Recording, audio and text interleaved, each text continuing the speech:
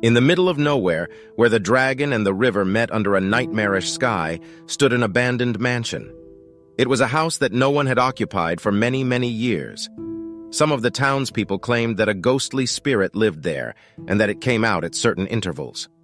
One day, a few university students, determined to spend the night inside the house to see if any of this was true, went inside. They had food, sleeping bags, and flashlights in their backpacks. When they entered the house, they noticed that it was extremely dark, mold on the walls, and furniture scattered all over the place. Before they began to settle in and get ready for bed, they settled into some room to share their scary stories with each other. Time passed and nothing strange happened. However, when the girls came out of the room they were gathering in, they noticed that one of their friends was missing.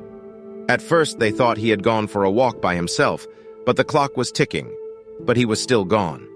All the other students began to panic and decided they needed to find their friend as quickly as possible. They thought he might also be there inside the house, and as they walked through the upper floors, they heard funny noises coming from a dark hall.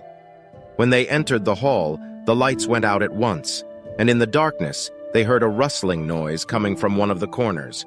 Someone in the house said, "Leave us alone." However, they heard the sound again, which caused them to return to the first floor, where they found their missing friend. He was incomprehensible and whispered some strange word over and over again. He was somehow very shy and reluctant to talk about what had happened to him. When they left the house and the day cleared up, they noticed that they were missing all the watches on their hands, as well as some of the things they had brought with them. They decided it was the work of a ghost who lived in that abandoned house.